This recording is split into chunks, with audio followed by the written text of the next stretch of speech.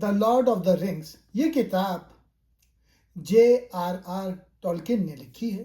ان کتابوں میں وہ زندگی، جنگ اور انسانی فطرت کے بارے میں بتاتے ہیں۔ کتاب کا پہلا موضوع ہے پاور کرپٹس، طاقت کی تباہی اور کرپشن۔ کتاب کا سب سے بڑا تھیم یہ ہے کہ مطلق طاقت یعنی ایبسولوٹ پاور ہر کسی کو خراب کر دیتی ہے۔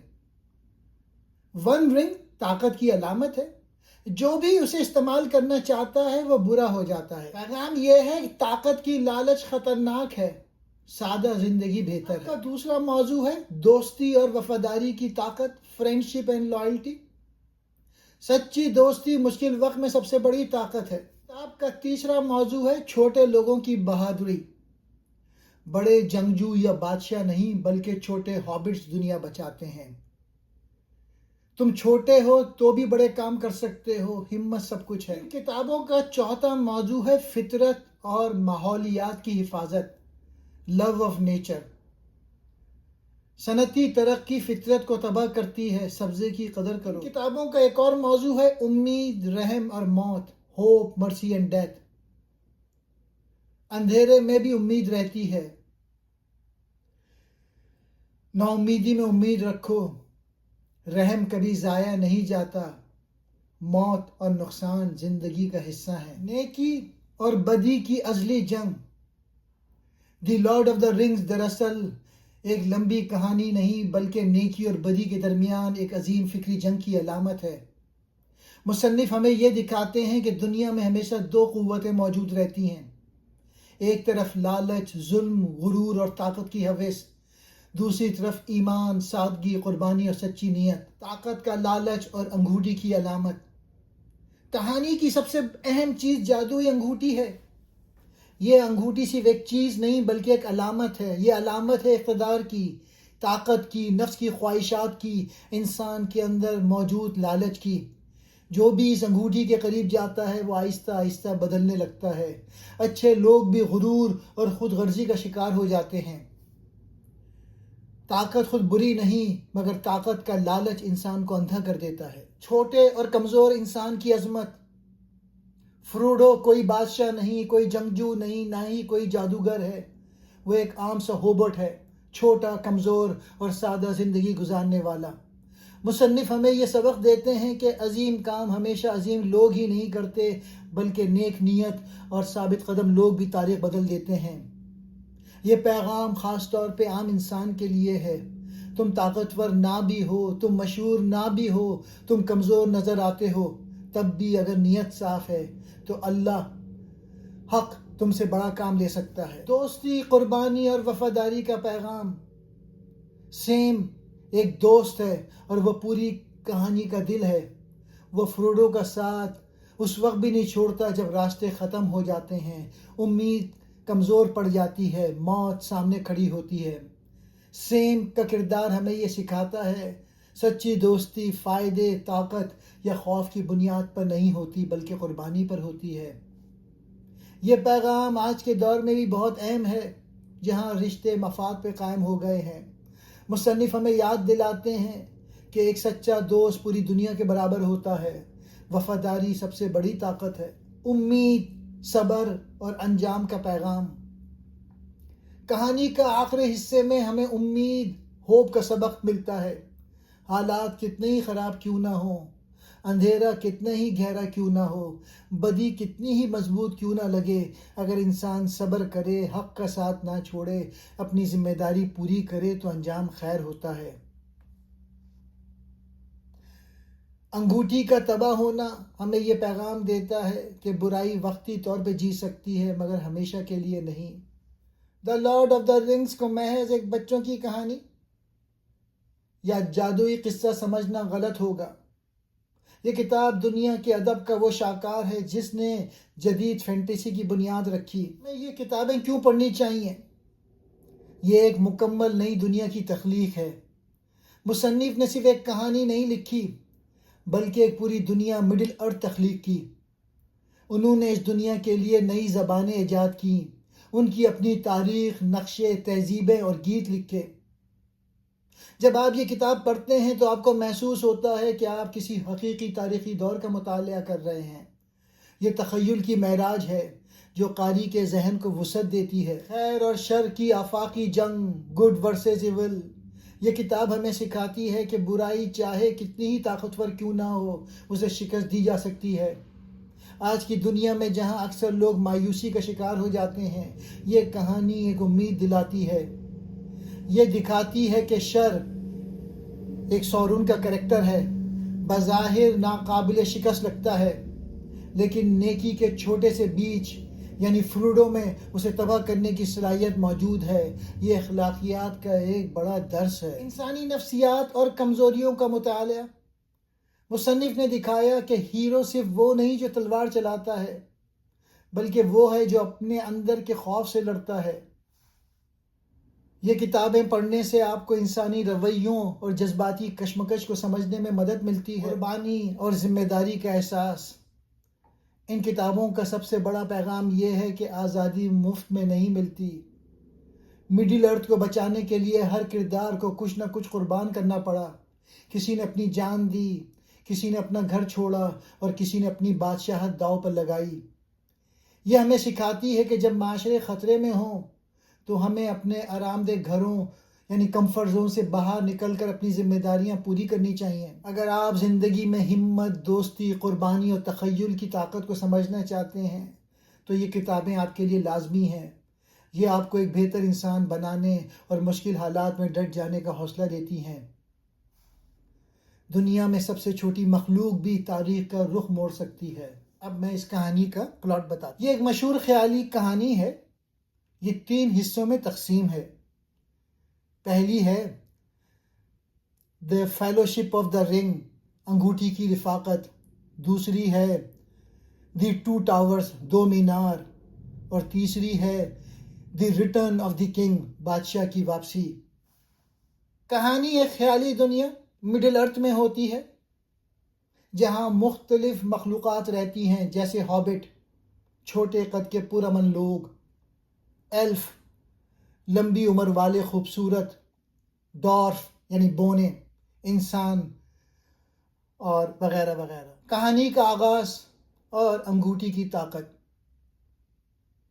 بہت پہلے ایک شیطانی لارڈ ساورن نے ایک خاص انگوٹھی بنائی جو 1 رنگ یا ایک انگوٹھی کہلاتی ہے.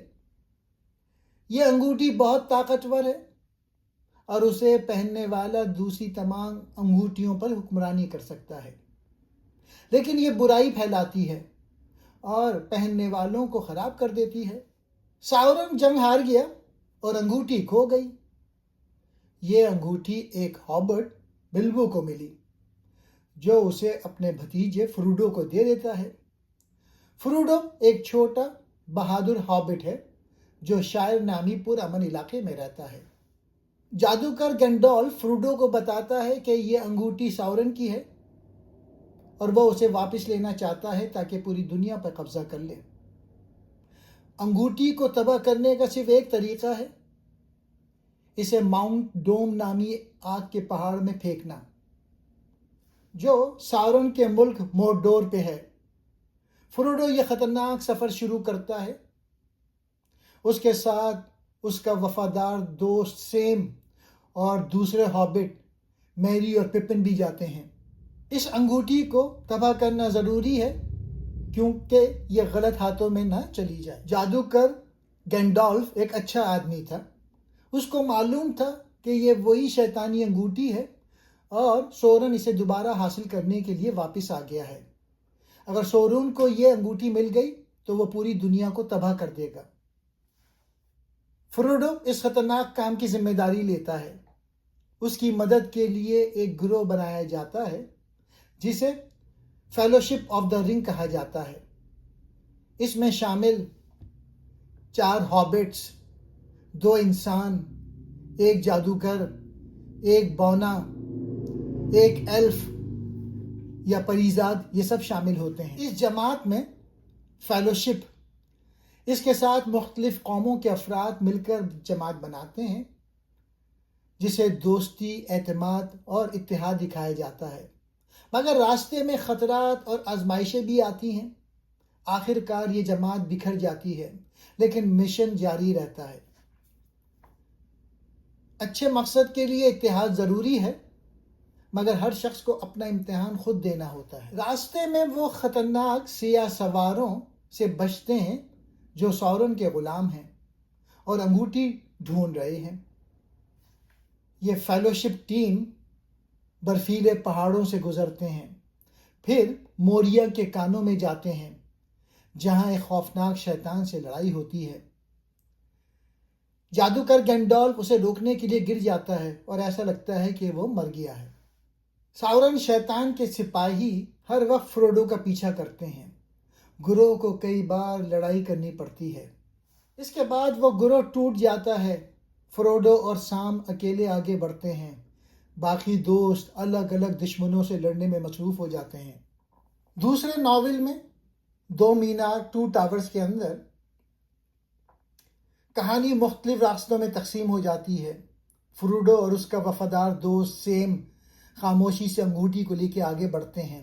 راستے میں ان کی ملاقات گولم سے ہوتی ہے جو انگوٹھی کی طاقت کا شکار ہو چکا ہوتا ہے۔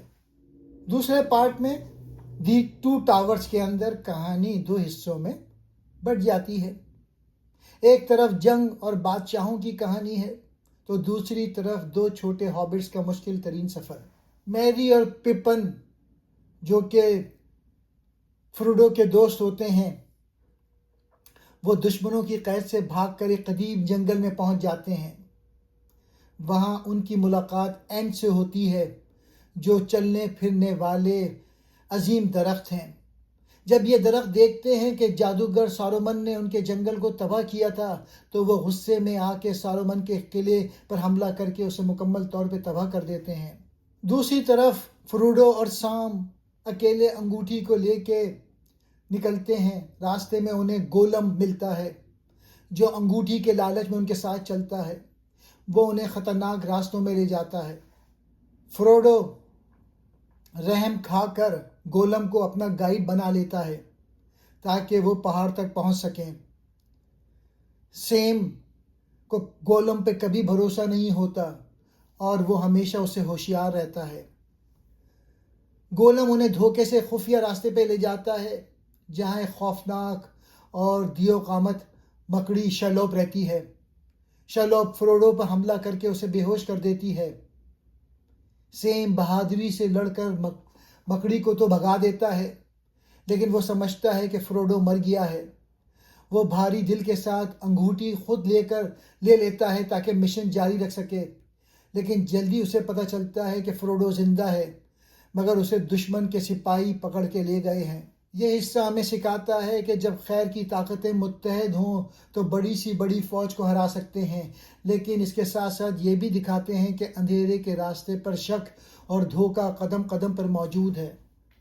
The return of the king یہ آخری حصہ ہے جہاں سب کچھ انجام کو پہنچتا ہے۔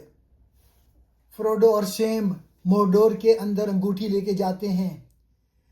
گالم ان کا پیچھا کرتا ہے۔ وہ دونوں بہت تکلیف اٹھاتے ہیں، بھوک، پیاس، خوف۔ آخر میں ماؤنٹ آف ڈوم آگ کے پہاڑ پہنچتے ہیں۔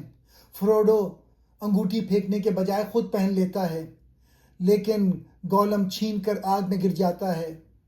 انگوٹھی تباہ، سورن کی آگ پھٹ جاتی ہے، اس کا مینار گرتا ہے، اس کی فوج بھاگ جاتی ہے۔ آخرکار ماؤنٹ ڈوم پر گولم انگوٹھی کے ساتھ آگ میں گر جاتا ہے اور یوں انگوٹھی ہمیشہ کے لیے ختم ہو جاتی ہے۔ سورن کی طاقت ٹوٹ جاتی ہے اور اندھیرا ختم ہو جاتا ہے، اور پھر ہوبرٹ اپنے گھر واپس جاتے ہیں، لیکن فروڈو کے دل میں انگوٹھی کے زخم باقی رہتے ہیں۔ آخرکار وہ مڈل ارتھ چھوڑ کر ایک پرسکون جگہ چلا جاتا ہے۔ آخری حصہ ہمیں سکھاتا ہے کہ ہر رات کے بعد سویرا ہوتا ہے اور قربانی کے بغیر بڑی کامیابی ممکن نہیں۔ یہ کہانی کا وہ موڑ ہے جہاں ہر کردار کو اس کی محنت اور وفاداری کا پھل ملتا ہے۔